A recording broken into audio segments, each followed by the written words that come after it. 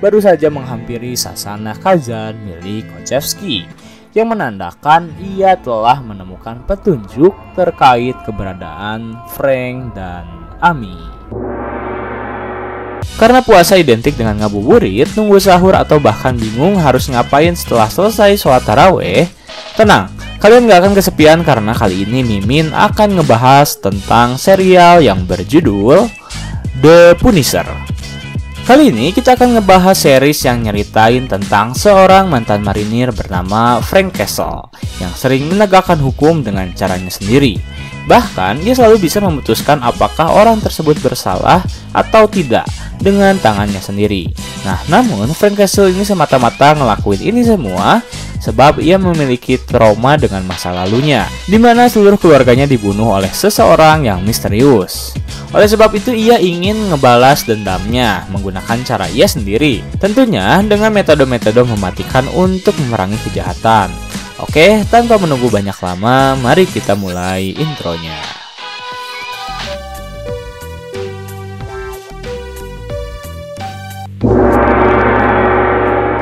Scene diawali oleh Amy yang berpenampilan sangat beda. Sedangkan Frank tetap dengan muka garangnya sedang mencoba bertemu dengan seseorang.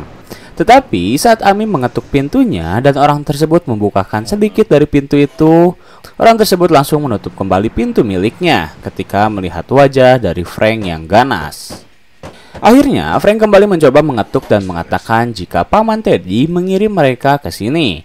Kemudian orang tersebut meminta bukti sejumlah uang, dan saat Frank menunjukkan uang tersebut, akhirnya ia mau membukakan pintunya. Lalu Frank dan Amy pun dipersilahkan masuk. Setelah mereka berdua masuk, Frank dan Amy dipersilahkan untuk menggunakan fasilitas miliknya. Tetapi tiba-tiba Frank memukul orang tersebut hingga dirinya berdarah dan langsung menyuruh Amy untuk melakukan tugasnya. Kemudian Amy pun dengan segera melakukan tugasnya, yaitu mencetak sebuah foto yang bisa mereka jadikan sebagai ancaman untuk Nikolai Poloznev. Sementara di luar, Frank terus mengamati orang tersebut, dan saat orang itu mencoba mengambil senjatanya, Frank langsung membalikan keadaan dan kembali menghajarnya. Setelah Amy selesai dengan pekerjaannya, Frank berniat menuntaskan orang tersebut. Tetapi berkat perkataan Amy untuk tak membunuhnya, orang itu berhasil selamat, dan Frank mengurungkan niatnya. Kemudian Amy menelpon sebuah restoran yang akan dijadikan tempat makan siang oleh Poloznev beserta keluarganya. Di sana Amy menginginkan sebuah pekerjaan dan ia berhasil mendapatkannya menjadi seorang waiters. Lalu mereka pun menunggu kedatangan Poloznev yang tak lama datang bersama rombongannya memasuki sebuah hotel. Setelah mendapat keberadaan sasaran mereka, Frank dan Amy pun memutuskan menyewa sebuah rumah kecil untuk mereka mempersiapkan semuanya. Dan di sana, Amy meminta Frank untuk mengajarkannya cara mempertahankan diri. Frank mengatakan terakhir kali Amy diberikan senjata, Amy langsung menodongkan senjata tersebut padanya. Lalu Frank pun menyuruh Amy untuk mengambil senjata yang berada di tangannya, dan jika berhasil, maka Frank akan mengajarkannya. Tetapi saat Amy berusaha merebut senjata tersebut, ia justru terkapar dan Frank langsung menjatuhkannya. Setelah itu Frank benar-benar mengajari Amy bagaimana cara merebut sebuah senjata dari seseorang.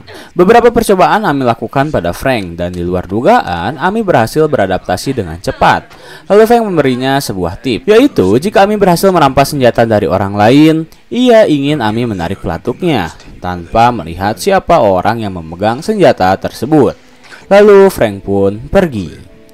Kemudian scene berpindah pada Russo yang membaca jurnal milik Dr. Dumont terkait dirinya.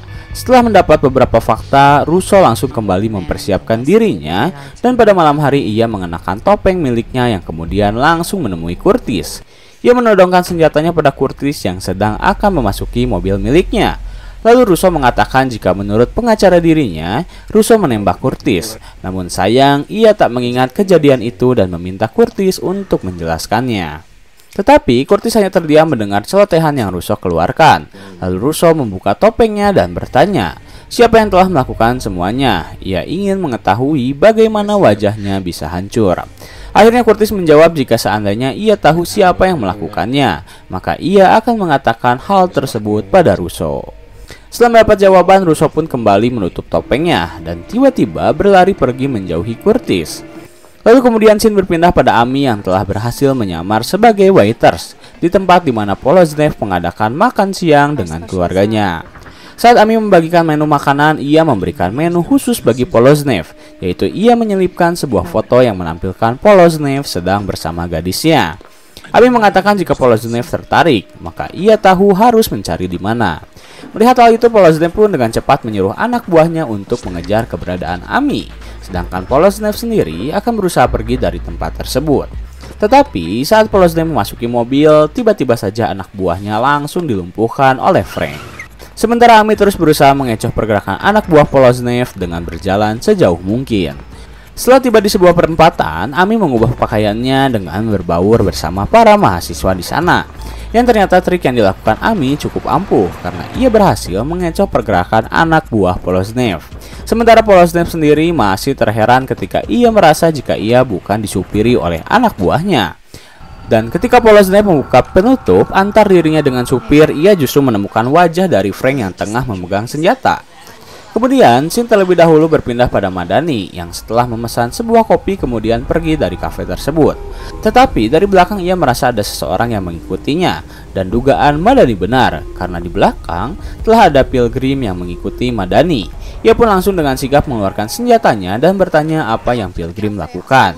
Pilgrim menjawab jika ia dan Madani sama-sama mempunyai teman yang berasal dari Ohio, yaitu Frank Castle, atau beberapa orang yang mengenalinya dengan nama Peter Castiglione. Pilgrim menyatakan keinginannya, yaitu ia ingin Madani memberikan alamat di mana ia bisa bertemu dengannya. Kemudian Pilgrim pergi begitu saja. Setelah Pilgrim pergi, Madani dengan cepat kembali ke kafe di mana ia memesan kopi dan langsung mencari sebuah petunjuk. Kembali pada Frank yang akhirnya membawa Poloznev ke sebuah gudang kosong. Di sana Poloznev mengira Frank takkan mengejarnya setelah ia tahu Frank telah membunuh Kazan. Tetapi Frank mengatakan jika ia tak membunuh Kazan. Mendengar hal itu, Poloznev langsung menyimpulkan jika Frank tak membunuh Kazan, maka orang yang mengejar dirinya akan juga mengejar Frank. Dan nasib ternyata menjadikan dirinya sekutu bersama Frank, bukanlah menjadi musuh. Kemudian Poloznev mengatakan jika ia bisa membayar mahal untuk sebuah foto yang Frank miliki. Belum menjawab hal itu, Frank langsung menyuruh Poloznev untuk menunduk dan ia langsung mengarahkan senjatanya pada wajah Poloznev. Sebelum Frank membunuhnya, Poloznev meminta Frank untuk tak menembak wajahnya karena ia ingin keluarganya mengetahui identitas mayatnya jika Frank telah membunuhnya. Mendengar hal tersebut justru membuat Frank berubah pikiran. Ia menyuruh Poloznev untuk segera pergi dari Amerika dan jangan kembali lagi. Lalu Frank pun pergi meninggalkannya. Kemudian scene berpindah pada Russo yang menemui teman-teman barunya di sebuah bar, di mana itu merupakan perkumpulan mantan marinir. Tetapi baru saja Russo tiba di sana, mereka tiba-tiba mendengar sebuah mobil sedang diderek, dan hal itu langsung memicu mereka untuk keluar. Saat mereka melihat keluar, ternyata mobil yang diderek adalah mobil milik salah satu teman Russo.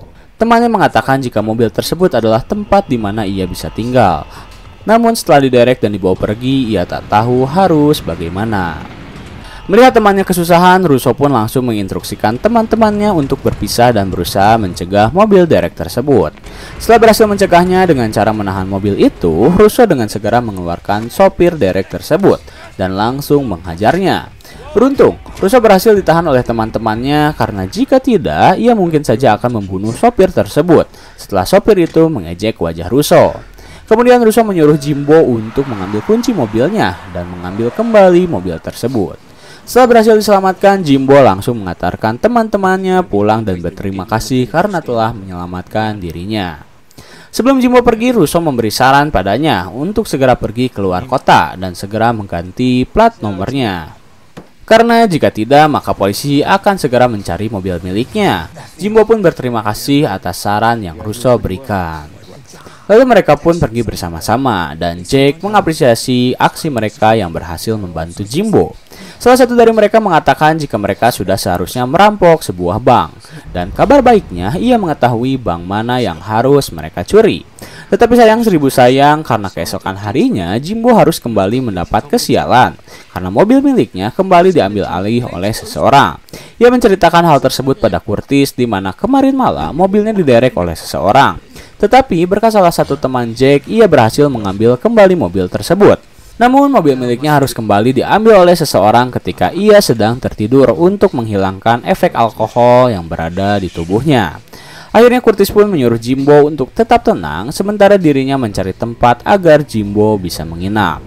Lalu Curtis bertanya tentang teman dari Jack yang membantu Jimbo. Jimbo mengatakan jika teman Jack bernama Billy Russo yang diperkirakan seorang mantan marinir. Setelah itu Curtis meninggalkan Jimbo di penampungan. Kemudian, Sid berpindah pada Poloznev yang telah kembali ke hotel, di mana ia menaiki sebuah lift bersama dua anak buahnya. Tetapi baru saja ia turun dari lift, tiba-tiba tembakan datang dengan cepat dan membunuh kedua anak buahnya. Dan peluru terakhir disematkan pada Poloznev yang langsung tewas seketika. Yang ternyata itu adalah ulah dari Pilgrim. Setelah mendapat informasi dari Jimbo, Curtis segera mengadakan pertemuan dengan Madani dan Frank terkait keberadaan Russo. Curtis pun kembali menceritakan bagaimana Jimbo bisa bertemu dengan Russo, di mana diduga Russo berteman dengan beberapa para veteran yang merupakan anggota perkumpulan miliknya. Curtis juga menceritakan saat Russo mengancamnya kemarin malam, dan menurut Curtis, Russo menjadi lebih gila setelah apa yang ia dapatkan dari Frank, yang kemungkinan besar akan terjadi pertumpahan darah jika polisi mencoba menahannya. Akhirnya Frank buka suara, ia mengatakan akan mengurus urusannya dengan maniak yang berada di foto, sembari mengurus keberadaan Russo. Tetapi hal itu ditolak oleh Curtis karena menurutnya Frank tak bisa berperang di dua tempat. Ia lebih memberi saran pada Frank untuk menuntaskan urusannya dengan Poloznev. Lalu setelah itu mereka akan mencari keberadaan Russo. Bersambung. Gimana, seru nggak nih series The Punisher? Lanjut atau enggak ya? Komen di kolom komentar di bawah ya teman-teman. Oke, segitu dulu video kali ini. Like, comment, subscribe, dan jangan lupa nyalakan lonceng notifikasi biar kalian gak ketinggalan video-video selanjutnya. Pintu teater 1 telah ditutup dan salam untuk keluarga di rumah.